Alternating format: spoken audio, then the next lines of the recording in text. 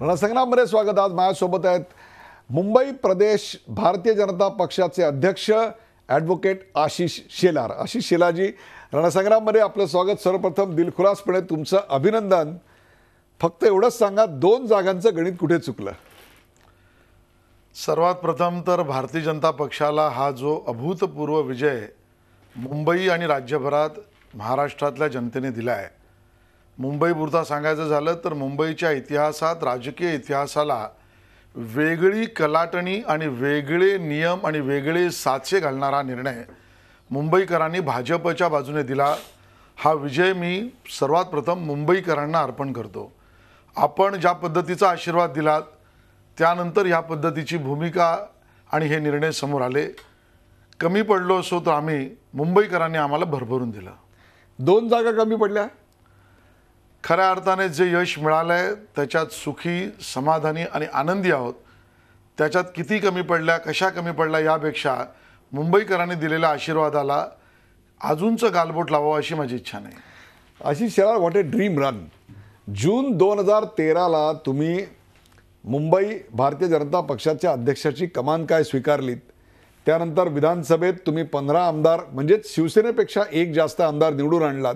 आणि आता तुम्ही बरोबर मोठा भाऊ की लहान भाऊ यापेक्षा जुळा भाऊ इथपर्यंत तुम्ही प्रगती केलीत. You are proving lucky for BJP. आता मी लकी असं समजून मला वारंवार तिथेच ठेवण्याची भूमिका आपण घेऊ नका. पण मुद्दा असा आहे की भारतीय जनता म्हणजे याचा अर्थ आशिष शेलार येत्याच्या खांदेपालटामध्ये मंत्री होणार एवढं तर नक्की नाही. भारतीय जनता पक्षात संघटनेचे काम करणारी बरीचशी लोक आहेत. माझा स्वतःचा पिंडा संघटनेचं काम करण्याचा आहे, अलहदा तो विषय बाजूला ठेवू. पण आशिष शेलारांची इच्छा तर असेल की नाही की या एवढ्या दैदिप्यमान बॅक टू बॅक यशानंतर आपल्याला मंत्रिमंडळात स्थान मिळावं. आणि का असू नये. हे यश हे कोणा एका कार्यकर्त्याचं नाही आहे. हे यश माननीय नरेंद्र मोदींनी ज्या भूमिका देशभरात घेतल्या, विशेषतः भ्रष्टाचाराच्या विरुद्ध पारदर्शी कारभार चालवण्यासाठी नोटाबंदीसहित अन्य ज्या भूमिका घेतल्या त्याला दिलेला जनतेचा आशीर्वाद आहे. देवेंद्र फडणवीसांनी केलेलं मुख्यमंत्री म्हणून काम, ज्यात फक्त विकास विकास आणि विकास, अन्य कुठल्याही बाबतीची चर्चा न करता प्रामाणिकतेने विकासावर काम करून सुद्धा जनता आशीर्वाद देते, या निवडणुकीतलं हे गणित आहे. आणि म्हणून मला असं वाटतं की आमच्या या दोन्ही नेत्यांचं काम आणि टीमवर्क ह्याचं यश आहे, माझं नाही आहे. पण आपल्याला काहीतरी याची बक्षिसी तर अपेक्षा असेल की पक्षानं काहीतरी दखल घ्यावी, मंत्रिमंडळ विस्तारामध्ये आपल्याला काही त्याचं स्थान मिळावं. उदय निरगुडकरांनी इथे बोलवून माझा इंटरव्ह्यू घेतला, ह्याच्यापेक्षा मोठी बक्षिसी काय असणार. आणि आपण वेगळा एक प्रश्न विचारूया. शिवसेनेपेक्षा 2 जागा कमी मिळाल्या याची खंत आहे का 31-32 वरून आपण 82वर पोहोचलो याचा आनंद जास्त आहे? 31 वरून 82वर पोहोचलो ह्याचाच आनंद जास्त आहे. हाच विजय आहे. किंबहुना मनामध्ये नेहमी असतंच की माझ्या मुलाला ज्या वेळेला 94% मार्क मिळाले त्यावेळेला मी माझ्या पत्नीला म्हटलं की 96 मिळाले असते तर बरं नसतं झालं का. हा भाव मनुष्य स्वभावाचा झाला. पण 31 वरना 82 मला वाटतं याच्यात मी प्रचंड समाधानी खुश आहे. असंच समाधान अनेक अपक्षांनाही मिळावं असं वाटत असणार की आपण सत्तारूढ पक्षाच्या जवळ असावं. अर्थात अशा अनेक अपक्षांनी संपर्क साधला असेल, किंबहुना हा निकाल लागायच्या आधी देखील आशिष शेलार यांचा नंबर त्यांच्याकडे असणार. इन्कमिंगमध्ये अशा किती अपक्ष बंडखोरांचे फोन येऊन गेले? स्वतःहून आम्ही कोणालाही आमिष दाखवणार नाही. याचं कारण आमचा कारभार ज्याच्यावर आम्हाला लोकांनी मतदान केलं तो पारदर्शी कारभाराचा आहे. आणि पारदर्शी कारभारामधला महत्त्वाचा मुद्दा हाही आहे की आपले नंबर आणि आकडे मिळवण्यासाठी अप्पर या अंडर डिलिंग अन्य कोणी करत असेल असा माझा आरोप नाही, पण अशा स्वरूपाने सत्ता मिळवणे आम्हाला मान्य नाही. संपर्क लोक स्वतःहून करतात. आजही संपर्क चालू आहे.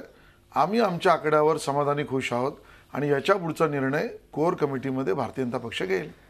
आत्ताची तुमची भाषा आहे ना की अन्य कोणी करत असेल तर मला माहिती नाही, ही भाषा आणि तुमच्या गोरेगावच्या त्या पहिल्या सभेतला आवेश, हे 2 वेगळे आशिष शेलार आम्हाला वाटतं. आत्ताचा आशिष शेलार हा अधिक जास्त समंजस, अधिक जास्त काय म्हणू आपण ज्याला अकोमोडेटिव्ह असं वाटतोय. त्यावेळचे आशिष शेलार अत्यंत आक्रमक होते, कौरव पांडवांची भाषा करत होते. आता रामायण महाभारत हे सगळं विसरलात का? बिलकुल विसरलेलं नाही आहे. किंबहुना ते बोललो म्हणून इथे हे बोलण्यापर्यंत आलो. आणि म्हणून ज्या ज्या वेळेला जे जे करणं आवश्यक आहे उदयजी, ते ते राजकारणात करावं लागेल. करेक्ट. आणि म्हणून त्यावेळेची आवश्यकता जी होती आक्रमकता होती आणि ती आक्रमकता आमच्याकडे होती, आम्ही दाखवली, त्याच्या पद्धतीने कामही केलं. पण आम्ही आमचा प्रचार कुठेही डिरेल होऊ दिला नाही. आम्ही त्या प्रचाराच्या, विकासाच्या आणि पारदर्शी कारभाराच्या मुद्द्यावर तसे दटून राहिलो. तीच भूमिका आम्ही मांडली. जनतेने त्याला आशीर्वाद दिला. आणि म्हणून राजकारणामध्ये जे माझं काम त्यावेळेला पक्षाकडनं अपेक्षित होतं ते आक्रमकतेचं केलं. आज जे अपेक्षित आहे ते आपल्यासमोर करतोय. आज जे काम अपेक्षित आहे त्या कामामध्ये ज्यांच्या बरोबर आजपर्यंत आपण नव्हतो किंवा होतो अशा अनेकांना आपल्या बरोबर घेण्याचंही काम आहे. हे बरोबर आहे. याचा निर्णय माननीय मुख्यमंत्र्यांनी कोर कमिटी करेल. त्यातनं जी प्रिस्क्रिप्शन मला सबस्क्राईब करून दिली जाईल त्या कामाला मी लागेन. आपल्याला जी प्रिस्क्रिप्शन सबस्क्राईब केली जातील त्याच्यामध्ये आपण केलेली वक्तव्य विसरून पुढील वक्तव्य करा असं जर असेल तर पुढील वक्तव्य कोणते असेल? जे सांगतील ते. खूप पूर्वी एक चित्रपट आला होता शोले. आय एम शुअर तुम्ही पाहिलेला आहे तो चित्रपट. त्या शोलेमध्ये गाणं होतं, ये दोस्ती हम नहीं तोडेंगे, तोडेंगे दम मगर तेरा साथ न छोडेंगे. हे गाणं कधी आत्ता या 1-1.5 दिवसात गुणगुणलंय? विशेषतः निवडून आल्यानंतर गुणगुणलंय की मला आनंदात जो झालाय, आमच्या कार्यकर्त्यांचं जे समाधान आहे त्याचा आनंद तर घेऊ द्या. नाही बरोबर आहे. त्या आनंदात हे गाणं आठवलं नाही का? आनंदात अनेक गाणी आठवतात. त्यातलं हे गाणं आठवलं का? ये दोस्ती हम नहीं तोडेंगे, तोडेंगे दम मगर तेरा साथ न छोडेंगे. की आमच्यात आणि अन्य पक्षांमधला फरकच आहे की आमचा एकांगी पक्ष नाही, एकट्याने निर्णय घ्यायचा पक्षच नाही. गाणी सुद्धा म्हणायची असेल तर आमच्याकडे संघात आम्ही सामूहिक गीतं म्हणतो. आणि त्यामुळे सामूहिक गीताचा क्लास हा कोर कमिटीच्या बैठकीत होईल. बरोबर आहे. आता हे जे सामूहिक गीत म्हणणार आहेत ते सामूहिक गीतामध्ये तुमच्या बरोबर बाजूला कोण कोण उभे असणार आहेत? रावसाहेब दानवेजी, मुख्यमंत्रीजी, आमचे कोर कमिटीचे सदस्य. कोर कमिटीच्या नंतर जे गीत तुम्हाला यातल्याच सदस्यांनी, विशेषतः नितीन गडकरी साहेब असतील किंवा चंद्रकांत पाटील, या दोघांचे आम्ही इंटरव्ह्यू केले. त्या दोघांनीही स्पष्टपणे असं सांगितलं की शिवसेना आणि भाजपने आता एकत्र यावं. दोघांनी इतरत्र हातपाय मारायचा प्रयत्न करू नयेत. ते सगळं काय ज्याला म्हणतो कृत्रिम असेल. जनता ते स्वीकारणार नाही. जनतेचा कौल स्वीकारावा, झालं गेलं विसरून जावं आणि एकत्र यावं असं स्पष्टपणे चंद्रकांत दादा पाटील म्हणे. गडकरी साहेबांनी देखील तशाच स्वरूपाचे विचार व्यक्त केले. त्यांच्या मतांचा तुम्ही आदर करणार की नाही असा माझा प्रश्न आहे. तुम्ही काय करणार हा प्रश्न नाही आहे. त्यांच्या मतांचा आदर करणार का? 100% करणार. ते जोगेही जे म्हणाले ही आमच्या पक्षाची कोर कमिटीमध्ये ठरलेली अधिकृत भूमिका आहे. आणि त्यामुळे कोर कमिटीत कोणी काय बोलायचं हे ठरवलं जातं. कोर कमिटी नंतर कोण कोणाशी बोलणार हे देखील ठरतंय. हो, कोर कमिटी नंतर कोणी कोणाशी बोलायचं नाही हेही ठरेल. मग भाजपचा दूत म्हणून कोणी कुठे जायचं हे देखील ठरलेलं आहे. मला वाटतं त्याबद्दलची अजून चर्चाच झालेली नाही. लोकांनी तुम्हाला का मतदान केलं? तुम्ही तर काय काय प्रकारचे होतात याची दूषणं विरोधी पक्षांनी सोडा, पण आपल्याच मित्रांनी दिलेली होती. तरी देखील लोकांनी मतदान केलं आणि आपण देखील पारदर्शी कारभार असं बोललात.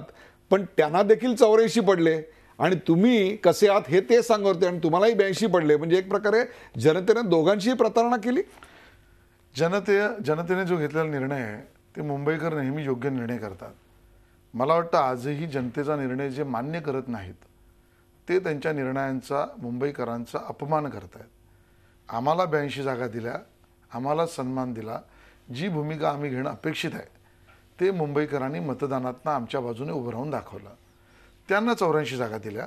त्याबद्दल त्यांनी काय करणं अपेक्षित आहे असं जे मतदारांना वाटलं असेल ते त्या बाजूने उभे राहिले आहेत. आता लोकशाहीमध्ये यापुढे घेण्याचे निर्णय हे राजकीय पक्षांच्या समंजस भूमिकेच्या आधारावर अवलंबून आहेत.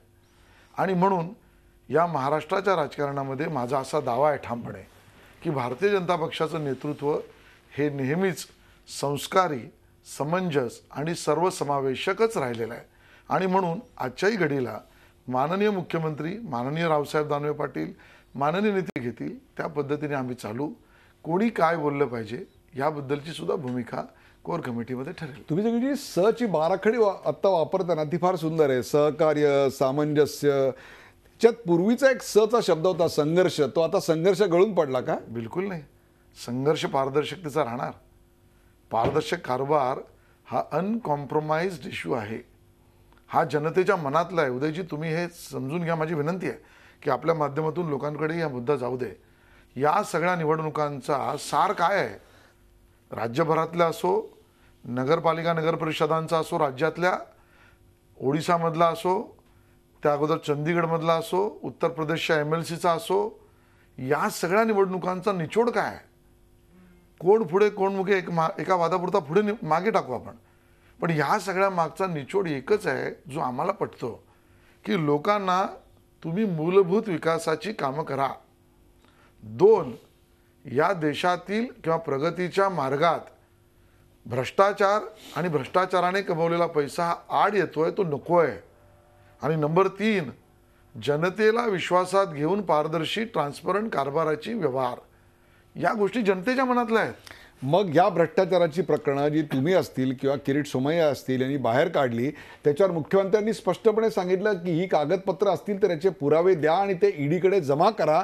आपण ते ह्या अशा आकड्यांनंतर आणि सामंजस्य, सहकार्य, सलोखा अशा प्रकारचे शब्द वापरल्यानंतरही ते देणार. मला वाटतं ह्याचं उत्तर किरीट सोमय्या देतील. आज तरी विषय आज निवडणुकांच्या निर्णयानंतर मिळालेली मतं कशी, मतदानात कोण पुढे गेला, जनतेला कोणी समर्थन दिलं, जनतेच्या मनातले मुद्दे कोणी उपस्थित केले आणि मुंबईला पुढच्या 5 वर्षात काय देणार आहोत, याच्याकडे मी आज जास्त लक्ष देतोय. कारण त्याच्यासाठी लोकांनी आम्हाला मतदान केलं आहे. राहता राहिला ह्या अन्य विषयांची भूमिका योग्य वेळेला किरीट सोमय्या स्पष्ट करतील. माफियाचा की मैत्रीचा? आज तरी मतदारांचा, मतदारांनी दिलेला कौल, हा मतदारांचा कौल दुसरा मनमानी करणाऱ्या माणसाच्या मागे राहू शकत नाही. आणि म्हणून मतदारांची प्रतारणा नको आणि मनमानी कारभार नको, पारदर्शी कारभार ठेवला पाहिजे. ही संपूर्ण मतदारांनी दिलेला जो कौल आहे इथलाच नाही महाराष्ट्रातला, ही देवेंद्र फडणवीस यांच्या सरकारवर एक प्रकारे जनतेनं केलेली प्रतिक्रिया आहे किंवा नोटबंदी नंतरची आलेली प्रतिक्रिया आहे. उदयजी, हे खरं आहे की नोटबंदीच्या निर्णयामध्ये महाराष्ट्रातील आणि देशातील जनतेला खूप त्रास सहन करायला लागला.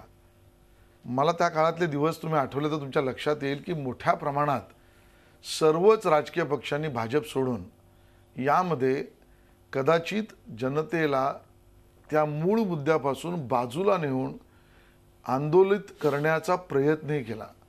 काय अशी ताकद होती की या देशातील जनतेने अशा अडचणींना सामना करून स्वतःचे पैसे स्वतःच्या बँकेतून स्वतःला पाहिजे तेवढे काढताना, बंदी शब्द बरोबर नाही, बंधन असताना सुद्धा तो त्रास सहन केला. एक प्रकारे ती आपल्याची प्रतिक्रिया आहे. एकच उत्तर आहे, अपेक्षा. माझा देश, माझा समाज सुधारला पाहिजे. आणि माननीय मोदींनी 1 मिनिट जास्ती घेतो, दरवेळी आमच्या बैठकींमध्ये सांगितलं की समाज 2 मनाने चालतो, एक व्यक्तिगत मन आणि एक समाजाचं मन. त्या सामूहिक मनामध्ये जे चाललेलं असतं ते सामूहिक मन स्वतःहून प्रतिक्रिया देत असतं. सामूहिक मनाच्या स्पंदनांचं योग्य मूल्यमापन हे नरेंद्र मोदीच करू शकले, देवेंद्र फडणवीस करू शकले. आता जे शासन, आता जे सरकार बसेल मुंबई महानगरपालिकेत, शेवटी 37,000 कोटी सर्वात श्रीमंत महानगरपालिका, अनेक राज्यांचं बजेट आणि मतदार देखील एवढे नाही आहेत. त्या महापौरांनी, त्या स्टँडिंग कमिटी चेअरमननी कामाच्या कुठल्या 3 प्रायोरिटीज ठेवाव्यात असं वाटतं? नंबर 1, आज मुंबईकर जनतेला त्यांनी भरलेल्या 1 रुपयाच्या टॅक्स त्याला अकाउंट म्हणजे त्याला हिशोब मिळाला पाहिजे. बरोबर. आज ती सिस्टीम आपल्याकडे आहे, नाही असं नाही, पण ती सिस्टीम अजून पारदर्शी किंबहुना रिस्पॉन्सिव्ह करायला लागेल. नंबर 2, मुंबई ही 60% गावठाण, चाळी, झोपडपट्टीमध्ये बसली आहे.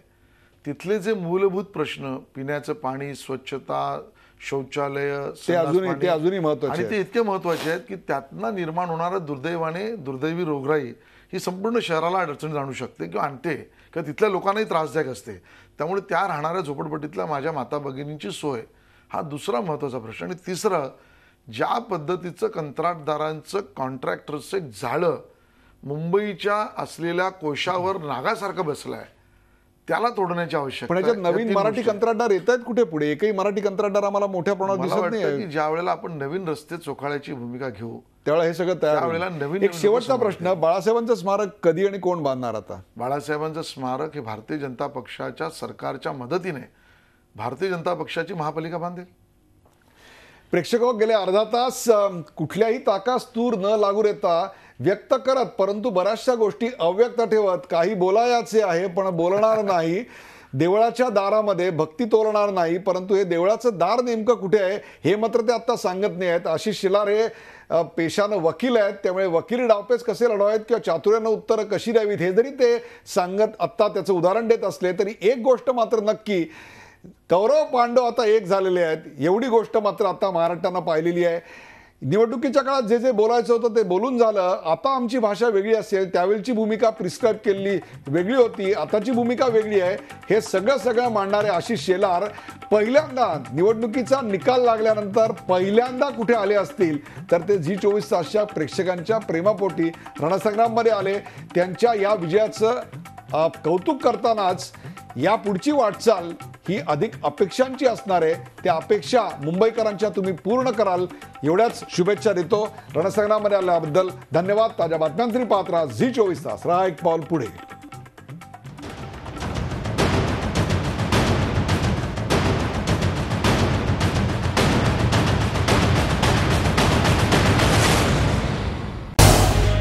झी 24 तास रहा एक पाऊल पुढे.